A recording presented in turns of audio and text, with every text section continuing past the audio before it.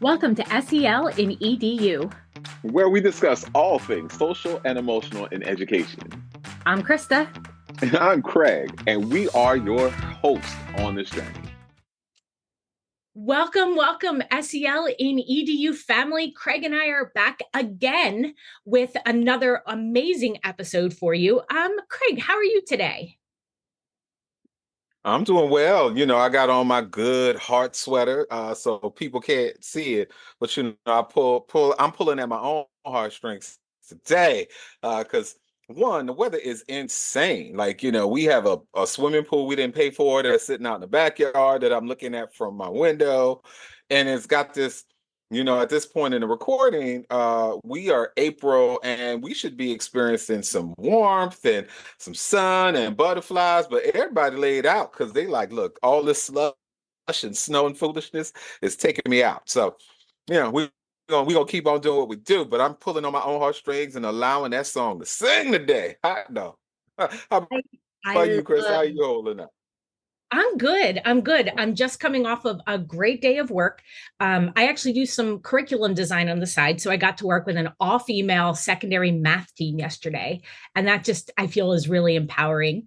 And as I was leaving, they were expecting 2 to 4 inches of snow. So I hear you on the weather part. And our guest, we were just talking before we decided to hit record about the calming effects of water, and you mentioned your pool. So I have to say I'm definitely looking forward to warmer weather, to being around water and kind of having that relaxation. Yes. Awesome, awesome, awesome. Well, our wonderful guest today is a reservoir of love, healing, genius, and more. I'm excited to welcome Shannon Hawkins, who is the founder and CEO of Leading A Head Collaborative. Ha!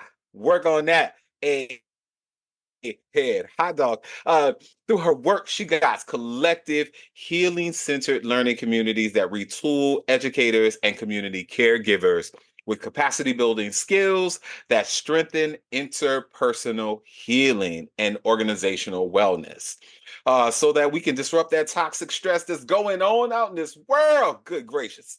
Rooted in her values, Shannon has dedicated her career to countering the narratives of historically marginalized communities so that our children across this nation and globe can grow up whole, fulfill their purpose, and create generational change. Shannon has received numerous awards and fellowships for her innovative innovative work, which happens to be social, happens to be environmental, happens to be healing, and more. She holds a master's from Harvard Graduate School of Education and Human Development and Psychology, specializing in child advocacy. Shannon Hawkins, welcome to our podcast. How is your heart today? What an introduction. Oh, thank you so much. I'm so excited to be here. And my heart today is it feels purposeful. I am just excited about where the work is going. I feel really just like I'm in a season of really seeing this be manifested into flourish in a way that I only imagined in 2014, 2015. So this work takes me back many, many years. And my heart today is excited to be in a community with you all and another step on the journey to share the work, to be in community and collaboration with people who also believe in this work and know the power of healing for our young people and for ourselves. Nice. I'm spending my time on your page, and you like my heart feels warm. I was on your Instagram, and you have a post from last year. So for those who are like, Craig, what are you talking about? You got to go to Leading Ahead Co on Instagram. And this is about July. And I'm looking at your grandmother. She is stoic and amazingly beautiful. And there's a level of warmth that is coming from her that, I mean, just overwhelms me with feelings. But you talk about freedom dreams. And what I love about your post is you name that your grandmother dropped out of third grade but she actually carried a great desire, coming from Jamaica and wanting to build community, nurture community, and nourish community.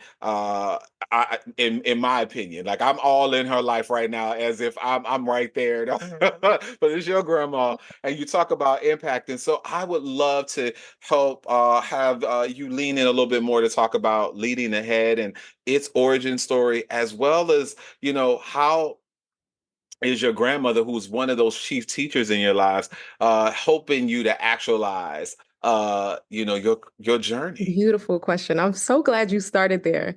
My grandmother is my favorite person. And there's a few people like my husband and my mom who would be very upset, but they know that's the truth.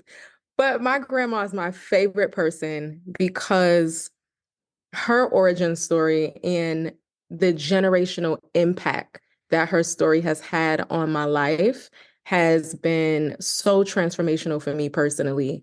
She came, well, she grew up in Jamaica, and she grew up at that time with her family who lived in poverty. And so, because she lived in poverty back in that time in Jamaica, going to school, that was a sacrifice. And so, she had to unfortunately sacrifice going to school and learning because she had to help take care of the family. She had to provide, monetarily provide.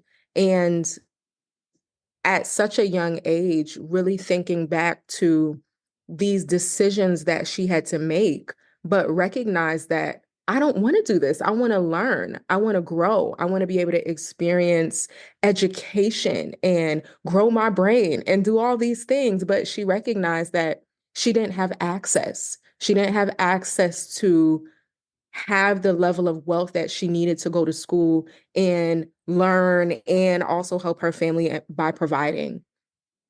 And so that origin story, the picture that you're also sharing about with my grandmother, um, that was a picture that I celebrated my grandmother and my mother with on Mother's Day. And in that picture, we have on a scarf. We have on scarves that remind me of lineages, right? Like a liberated lineage. That's what the L for leading ahead means, but a liberated lineage. And what does that mean for our lineages to be liberated? And so for me, having a family who grew up in poverty, I'm a first generation American, and knowing that in this third generation, I'm now a Harvard grad, two master's degrees. I don't attribute any of that to my personal walk or journey. I literally attribute it to my grandmother, to my mother, who then immigrated to the United States, going to Brooklyn, New York, then she being the first person in my family to get her degree, and then her opening up the doors for me to do so. And so even with the experience with my mom fought educationally for herself. She accessed so many things and was able to really access the biggest school district, New York City school district, to figure out how to put me through school, what to do for me. She went to the library every single Friday and got however many books maximum and brought them home for me to read. And I devoured each and every book because of my grandma who started that advocacy, who started that yearning and that desire for education. And then for my mom, who then as a immigrant came to the United States, got her degree, grew her social capital with my teachers and the people who she met, who then my mom then advocated for me and pushed down doors for me to go into schools and to take tests and advocated that my child is gifted, whether she actually knew or believed it at the time. She knew something is special about my child and I need everybody to know. And she did those things for me. And so my hope is that what I've gained from my lineage, from my family, then I'm able to then pour it into the communities, into the students and families that I serve. And so that's our origin story. And I'm so grateful for my mom, my grandmother, and all of the things that they did to really help me to become and continue to grow who I am today. I love hearing stories of empowered women who are continuing to push against some of the systemic barriers that exist. And it's hard because if people haven't actually experienced that, they don't know that they exist. And so sometimes they're blind spots for people. And in the work that I do, sometimes people will not understand or not see and say, oh, well, education is not valued, and it's not that philosophy. It's that there's a lack of access, or you mentioned social capital. And I think it's really important that you just demonstrated two really concrete ways that your mom and your grandmother were able to build a bridge to that access through the public library, through conversations, ongoing conversations with schools. What else would you recommend for families who seem very disconnected or feel disconnected from the school system? What are some ways that they can start to enter into building that access when they maybe aren't feeling that they have that social capital, or maybe their own educational experiences were not positive for them? Thank you for sharing that. I want to answer this in two parts. The first part, I want to specifically answer your question about what should families do and what does that look like for them. I think that the main thing is the way that they understand their place in schools and their ability to really shift and change systems and environments for their children. Parents have so much cultural knowledge, funds of knowledge. There's so much research, evidence-based research as to the ways in which when families support their children educationally, that those children that they soar literally leaps and bounds, both educationally and in their social emotional development. And the research supports that. But oftentimes families are unaware, and they may be unaware not because they themselves choose not to be aware. But many times our schools don't always position our families to take seats at the table, to lead and to collaborate, to share, hey, these are things that I think is important for the school to do to best serve my child. Or these are ways that I've noticed my child at home being successful. Are these ways that you all can incorporate this into the classroom? And so because families don't always get the access from schools to be able to do that, the first thing that I would say for families is recognize that you do have so much more power, so much more understanding, and so much more, you have the ability to really help your young person really, truly transform and to become. I think that schools have to do a better job of not only supporting families, but creating the spaces and the conditions for families to be able to come and share those experiences, share their knowledge, share their understanding of their child, and share their innovations and creativity. Too often, I don't think our schools do that. So the second part of my answer to that is schools have to be able to cultivate those conditions, because even a parent who wants to be able to advocate, they may not know how to do it. And there's a hidden curriculum for parents who come to the school. They may see themselves as advocating. They may see themselves as wanting to support their child. And maybe the way in which they are doing that advocacy, that may not line up with the way in which the school operates. As being a former school leader, a former teacher, I know that I have been in positions previously where I have felt like, oh my goodness, I really want to be able to help and serve this family. But the way in which they are communicating with me, it immediately put me on defense mode. It immediately put me on, I want to prove myself. I want to show that I care about your child as well. And so, how do both families and schools come together and collaborate in a way where vulnerability is at the center, healing is at the center, courage is at the center, and we're centering the child? Too often, ego is at the center. Too often, the want to defend is at the center, and not actually the root problem or the issue at hand. And so, families, I would encourage families to definitely know that you have power, definitely know that you are purposeful, and your ability to even want to maneuver through the education system, because it can be crazy. Your ability to even want to do that, that shows already that you already have the tools. You want to be able to do this. And so I will say there are resources and ways that you can access help and support. I know that that is what my organization does. So I would love to be able to connect with you. But as it relates to schools, there's a number of things schools need to get right and to support families who want to be able to advocate.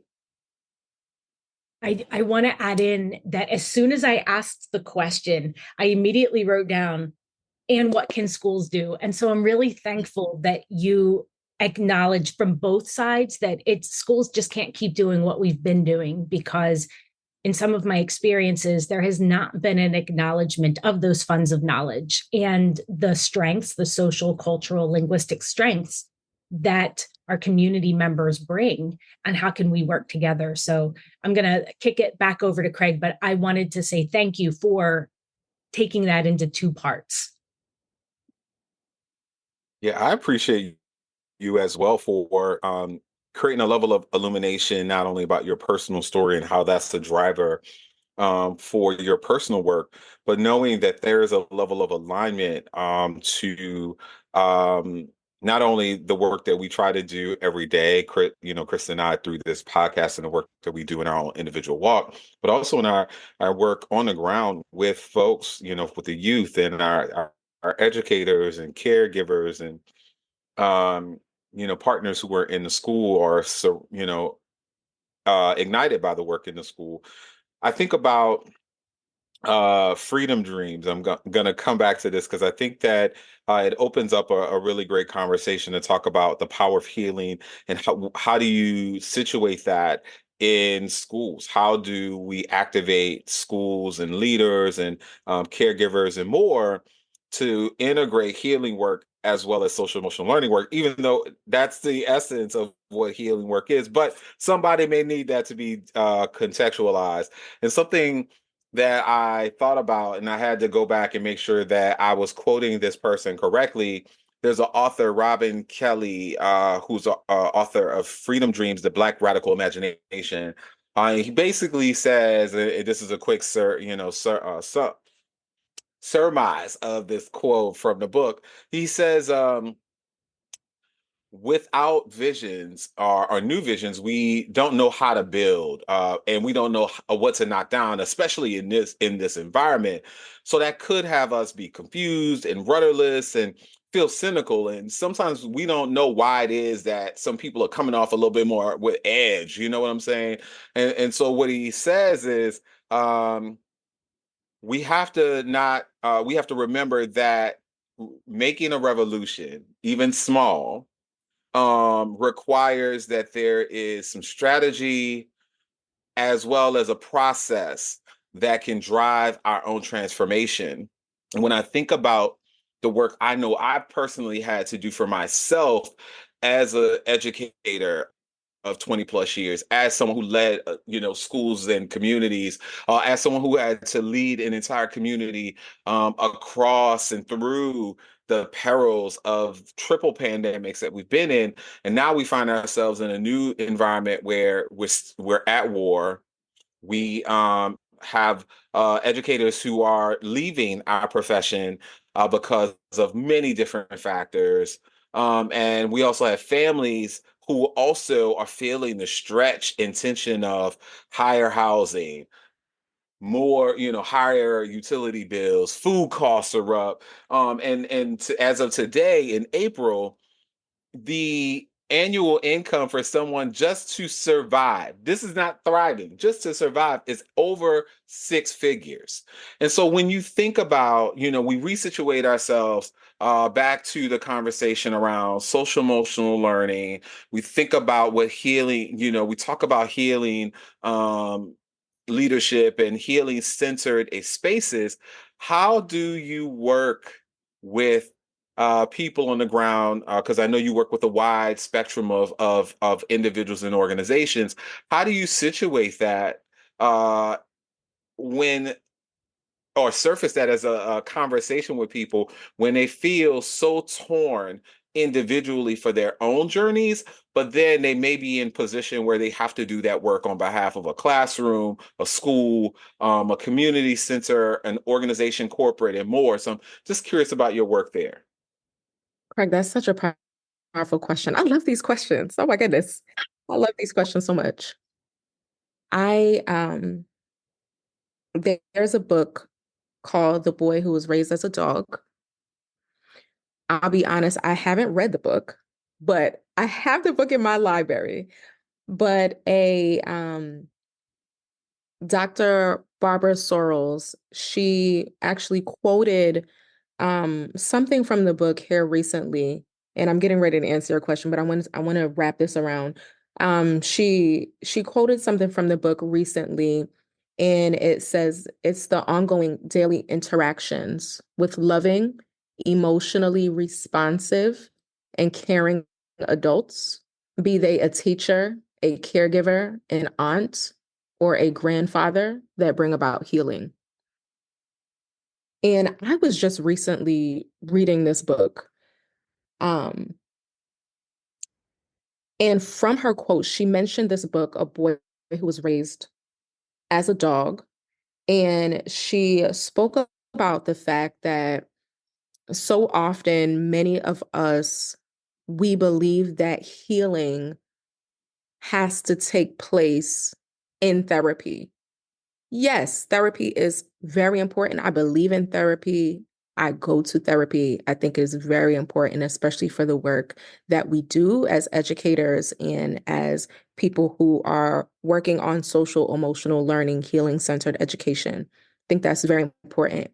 However, many of our communities and many of us sometimes, therapy is important. We can't always go.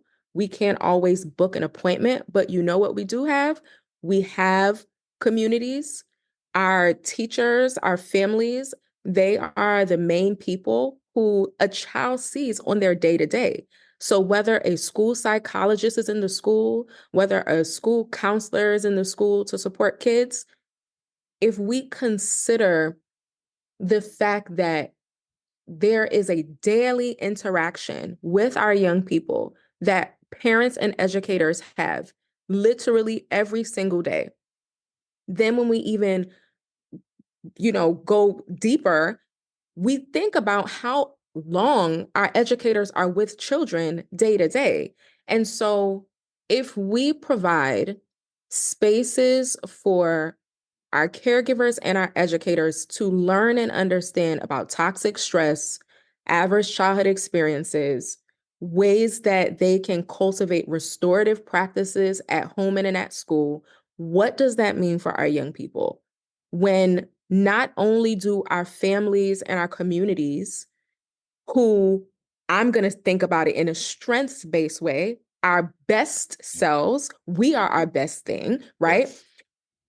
Many of us, going back to the origin story that you mentioned, Craig, many of us, we have grandmas and grandpas and play aunties and uncles and cousins and people who they feel like healing to us. We may or may not necessarily feel healed and restored in our bodies, but we know when we get around grandma, what? so confident. I feel so good about my person, my personhood, and who I am and who I can become.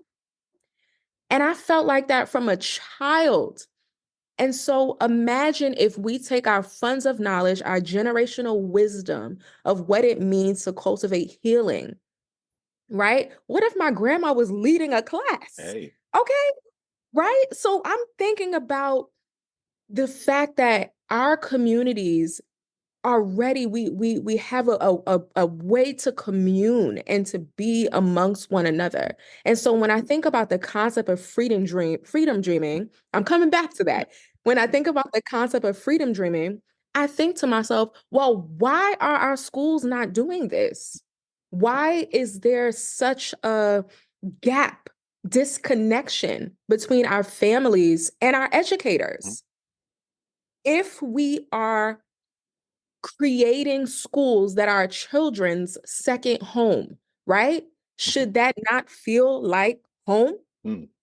If we think about our home, and if again, moving into a strengths-based view of it, we are our best thing. If I think about a home, I think about a home that is restorative. When I think about a home, I think about a home, you know the song? You know the song, what was that? Stephanie Oh, Mills back, yes. Oh, I come think on of a now. home that what, feels, and I actually could sing, but I'm not about to sing here. Feels love overflowing, Okay. right? Love is overflowing, Okay. right? I'm not tuned up, but you get the point, right? Love Yeah. should be Mm-hmm. overflowing. But my God, when we think about our schools, Mm-hmm. so many of our educators, to your point, Craig, so many of our educators are leaving in droves because school doesn't feel like love is overflowing. Why? Why not? Why not? Why not? It doesn't feel like that for our kids. It doesn't feel like that as for educators, for school leaders. It doesn't feel like that for our Mm-hmm. parents. So when I think about freedom dreaming, I think about how do we facilitate the change so that our communities, thinking about it in a strengths-based way, we know that the generational wisdom of our grandmothers, of our play aunties, of our people who we love and we adore, that they have that funds of wealth, Mm-hmm. that knowledge to bring that into the school and infuse that. And then also, if we then couple that with providing a restorative healing center relationship between our caregivers and our teachers, then now that relationship, as opposed to being divisive, is one that's restorative. They see one another as partners. They see one another in their humanity. And then they use their knowledge together to better support young people. And so now we have schools that serve as our reservoirs. We have schools that are able to really hold, really cover and support young people in a way where they can be whole, fulfill their purpose, and create generational change. And that's our mission. Yes. And too often, our schools, particularly our schools in marginalized communities, what we see is that we are not doing that. And instead, what we're doing, we're pushing away teachers and we're pushing away families who have maybe they're curious about what's going on here. What do we need to fix? And to our schools, that feels like pushback. Mm-hmm. Don't push back on our system.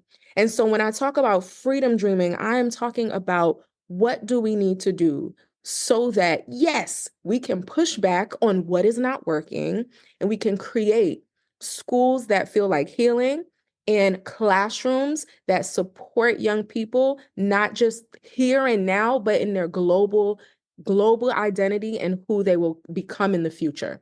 Yeah. Yeah.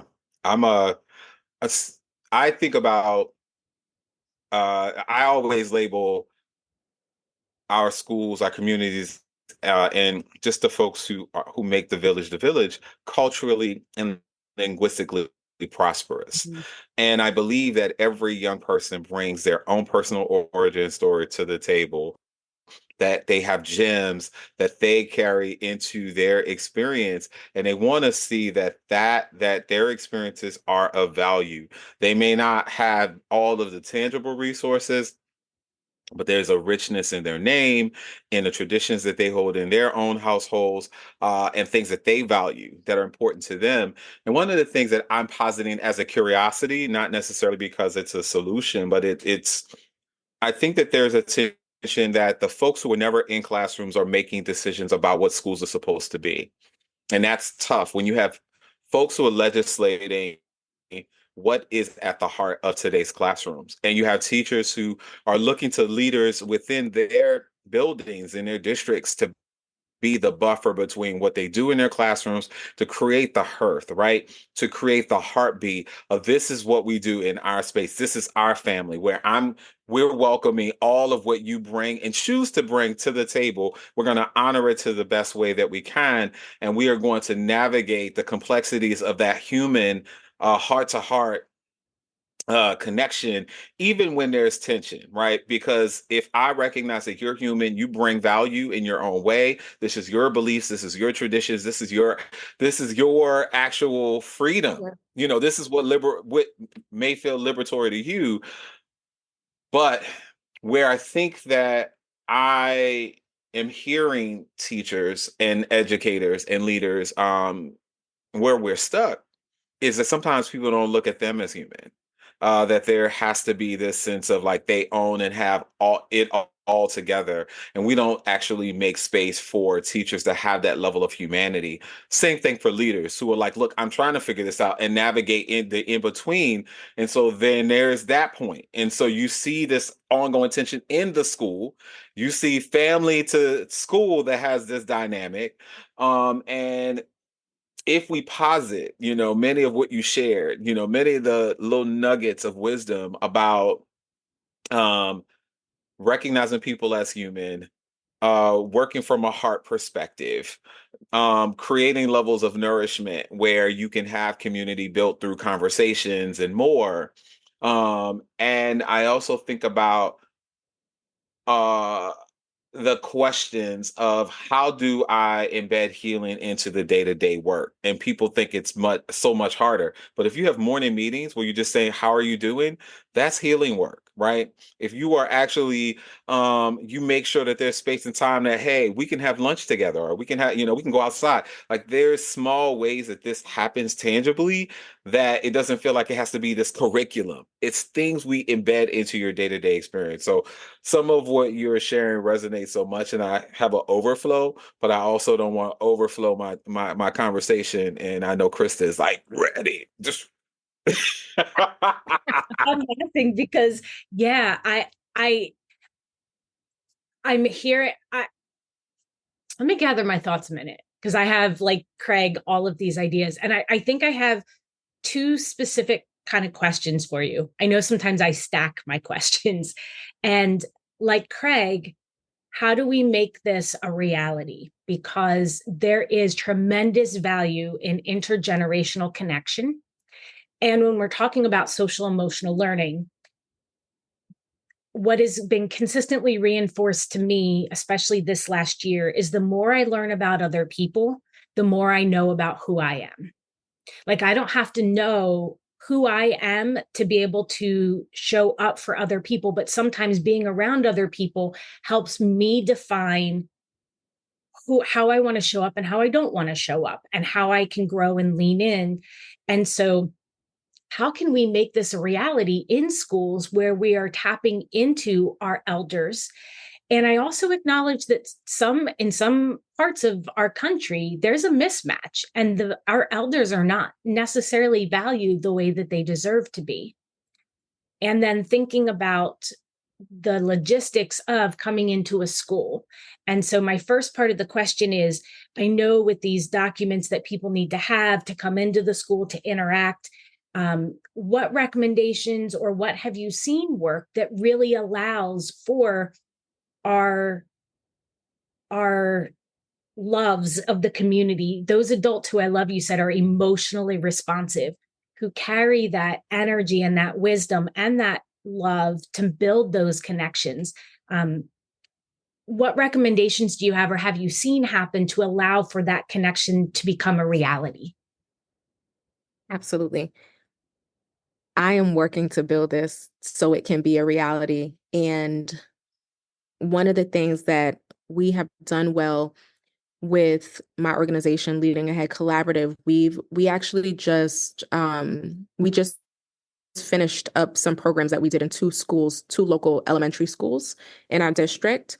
And what that looked like was it was after school, and we had parents and educators who came to our workshops, our community workshop sessions, and they were a part of a cohort. And so we created this cohort of both parents and educators, and tangibly we sat in our workshop experiences together, and us as facilitators, we gave and provided what we call equipping tools, and we helped to equip our families and our educators with understanding on toxic stress, trauma. We spoke about power over, power with. What does that look like with our students? We spoke about their ability to, we talked about internal family systems. We spoke about a whole bunch of things, but we provided evidence-based research. We gave them information about what we know about SEL, what works. And then in those spaces, they made it their own. And so we had a curriculum that we created. So we have a created curriculum. And with that curriculum, we also there's space for our families and our educators to commune and really talk about, you know what? I've seen this in myself. Part of the work that we also do is really for our parents and our educators, because we spoke about this gap in them seeing themselves as humans, right? The humanity of one another. And so part of that time together, we spent time talking about, well, these are some of the things that I'm seeing in my classroom. And if I'm honest, I recognize these things in myself, right? Some of the teachers said that. Some of the families said, wow, to hear you all share this as a teacher, I never believed or never understood that these were the experiences that were being had. So these kinds of conversations really helped both parents and educators to develop a deeper understanding of one another. I would say that they also built vulnerability and courage in sharing, which is another a goal of the work that we do. And then the final step, after they really begin to um, think about their own trauma narratives or ways in which they've experienced inequities and how that has shifted their view of schooling, and what does that mean as it relates to educating, and what does that mean as it relates to me being a parent or being an educator. They use that first phase to then build their understanding of, well, this is because of these experiences, or because I have believed education to be this way, or I've experienced it this way. Maybe this is now how I'm responding. And so by the next phase of our program, we really spent time really digging through, well, what do I want to do differently now? What are some approaches that I can do differently? What does that look like at home and at school? For me personally to go through my self-work, and then also to be doing that in community and doing that with the child and the children in their care.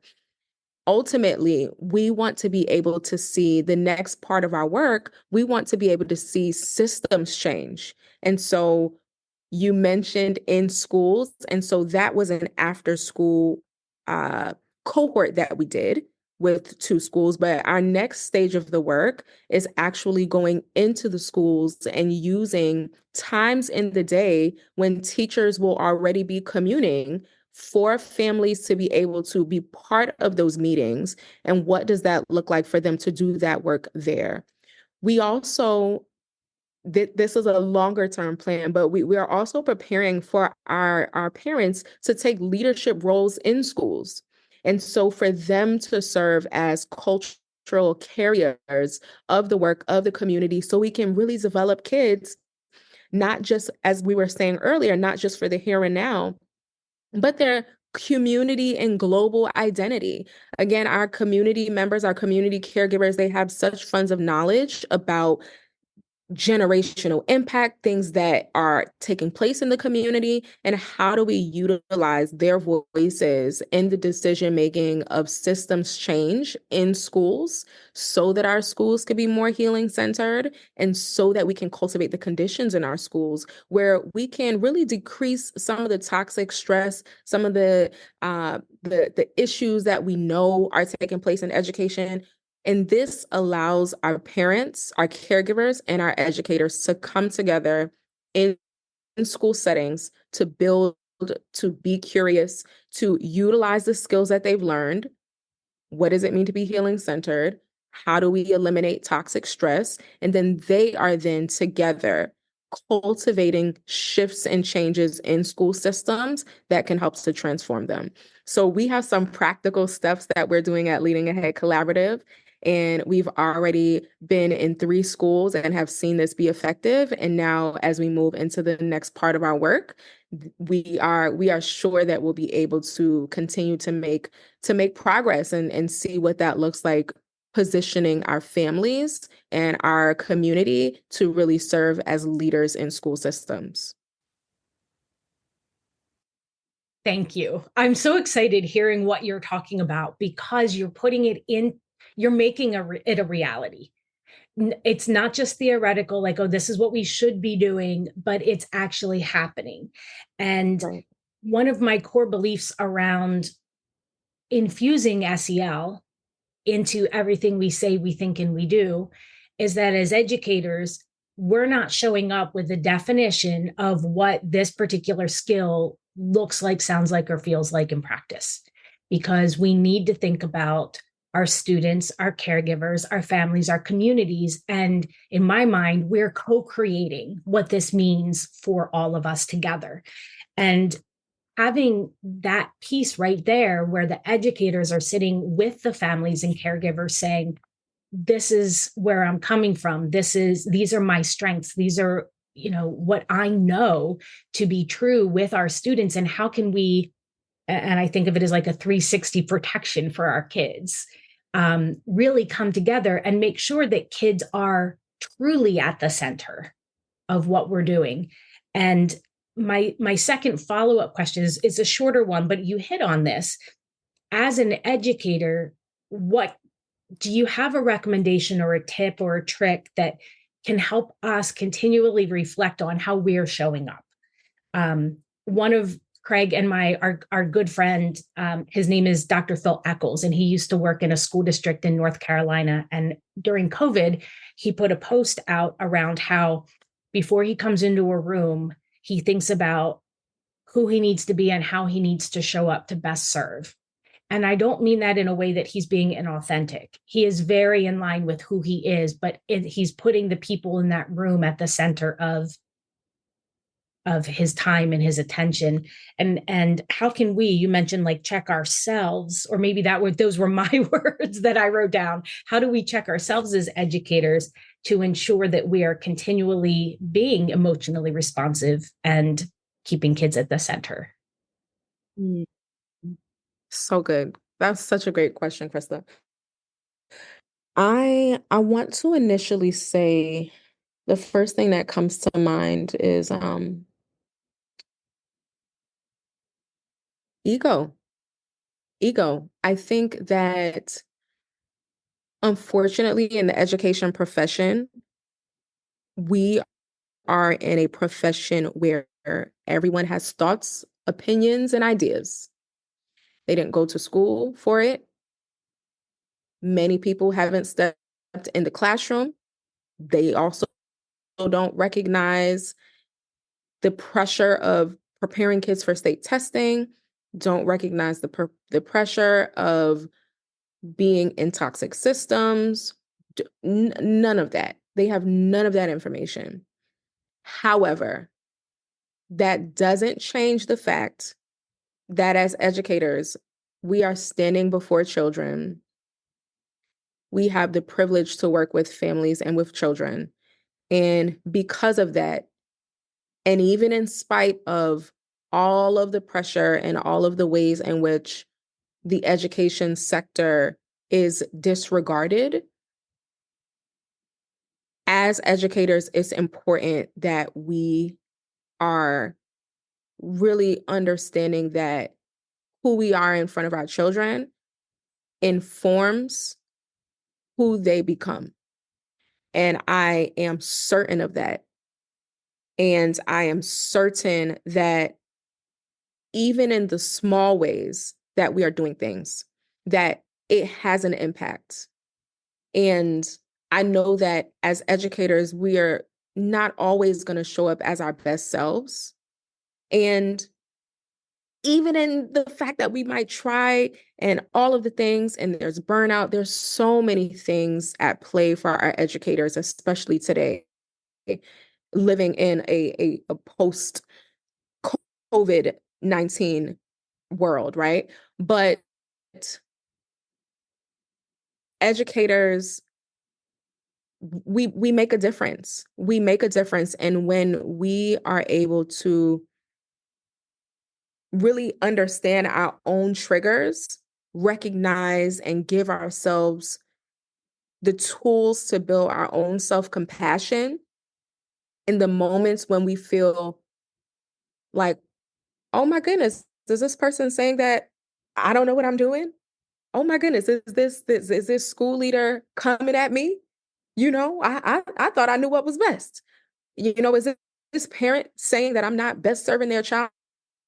In the moments when the triggers, when the feelings of inadequacy and all the other things that come to the profession and come in our minds, when all those things take place, I think we talk about SEL. There's a opportunity for an educator to really pause and really reflect and breathe, truly take an opportunity to breathe, to step back and just consider that what in this moment will help you to cultivate a student who is not just here and now, but their global identity into the future and beyond. How can I ensure that they become every single thing that they are purposed and called to be? And that is something that has been keeping me, and that within the last few years, I could honestly say has really helped to shift my identity, not just as an educator, but as a human. And I want to also add the humanness of being an educator.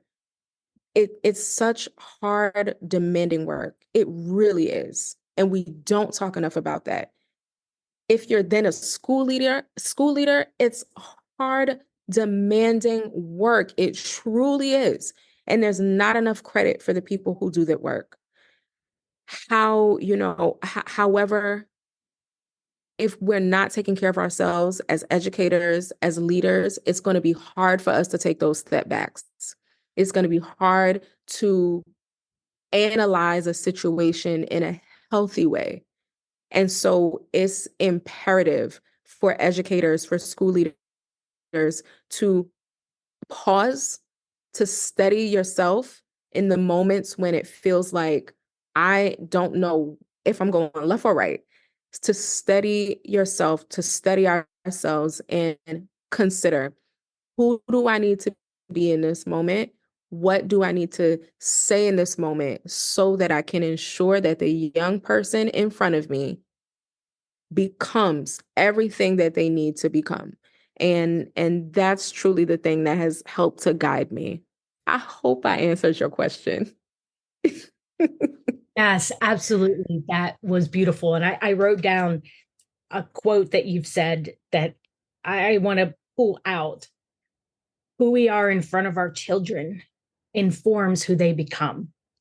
And we need to look beyond the here and now because we make a difference. Right. That is sitting on my soul right now. Thank you. Thank you. Well, speaking of soul care, hmm. We ask every guest as they examine their own soul and place in light in this wonderful life of ours, what do you believe is your superpower?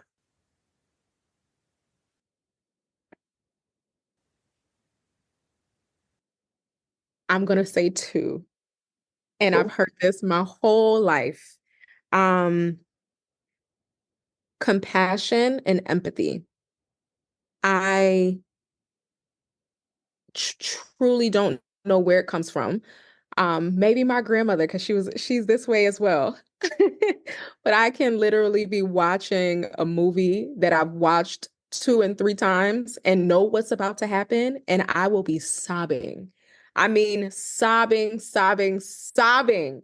My heart for people, my heart to see people win, my heart to want to just see generations restored, people restored, communities restored, children getting what they need, like all of those things, they tug on my heartstrings so much. Empathy, I'm always looking at a situation with a deeper lens than I think a lot of people have done. And I mhm, say that because whenever I see a story of something or whatever situation, I'm always thinking about, well, if this took place, what happened in this person's life for this thing to have occurred? mhm, When I see a student who is exhibiting a behavior response that to others they might say, what is wrong with this child? What is going on here? I'm always thinking to myself, what is it that they are trying to communicate? What is it that they need in the moment? As opposed to this child is bad. This child is whatever other word we want to fill in. And my superpower has propelled me in moments when, if I'm honest, which I've been this whole time, but if I'm honest, has really been, the driver for this work. There's been many a season, many a time when I've said to myself, this is too hard. This work is too difficult. mhm. Gathering people, saying that, cultivating the conditions in our schools where our educators and our families can be well, but then also pour out to our young people, that is hard work. And it's guided me in the change that I want to see. That superpower has just helped to guide me to continue to push forward, continue to believe for more, and continue to know that it is possible for our children to be whole, to fulfill their purpose, and to create generational change.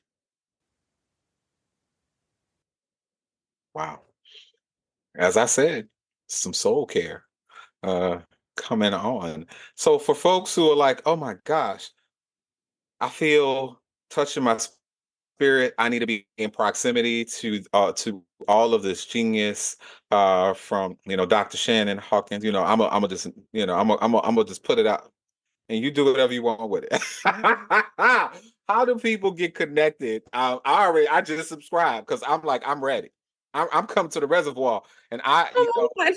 and I'm like, look, if the village fellowship, if I could fit it into my life, I would come just so I could be in the water and navigate it, whatever it is. But how folks get connected to you and your genius? Yes. Oh, I love that. Thank you so much. So, the Village Well Fellowship is a program that we cultivate in schools and in communities, and would love to be able to serve alongside others who are supporting school leaders, educators. But then we also have online experiences and things that we will be starting here soon. But if you join me at tinyurl.com/LAC waitlist, then you can go ahead and join me. You can put your email in, and then when you put your email in, then you'll also receive a free resource, which is 3 ways to cultivate healing in our schools and in our homes. And in that resource, you'll be able to receive healing-centered activities. You don't have to think about it, ways that you can really communicate with your young person and help them to understand best ways to support them. So I would love to journey with you, and feel free to join me at tinyurl.com/LAC waitlist. And you can also find me on the social medias at leadingaheadco.org and on Instagram at leadingaheadco. Uh, I heard you when you said waitlist. So I'm just saying, booked already, booked, and like you just got to, you got to peer in. Like if people could see me, I'm like, let me look. Oh, okay, okay, okay. Yes, Stop acting up. I'm gonna stop acting up. I Come love on it. through with a wait list. Ooh, all right. Yes, I love it. This has been so incredible. I have so many ideas and really powerful quotes from you to keep pondering and rethinking, and that will help me recenter myself in the work. And look, as we're talking, Craig is still dancing. We need It's to go back dancing to the video, and right? exercising. Thinking maybe we need to put this one up on YouTube so they can not only see the heart sweater, but Mm, see the joy as well. mhm. Um, just thank you for your time and your knowledge and expertise. And I'm joining the wait list too. Oh, So come on. we're coming around. We need more. All of us whose hearts are in the right spot. There is so much out there that our students and our educators need, that it only benefits when we all work together. So thank you. Thank you. Thank you so much. It's been such a pleasure to be in community with you all today. And I feel so good. I feel so good having spoken to you all. And I'm so grateful and thankful for the work that you all are doing, because it's important. And the more we continue to have these conversations and recognize that it is possible for us to create these conditions for our young people and for our educators, then we can all be well. And that's the hope and that's the goal. All right, SELinEDU family. Well, we didn't have. I feel like my cup runneth over. Like I started with a swimming pool and now I got a river. I might play some Timberlake. I don't know. We gonna see. But I ain't crying. I ain't crying. I'm just saying. Oh, whew, my oh goodness. Okay, so Shannon Hawkins, Leading Ahead Collaborative. You better go ahead, subscribe, get on like waitlist.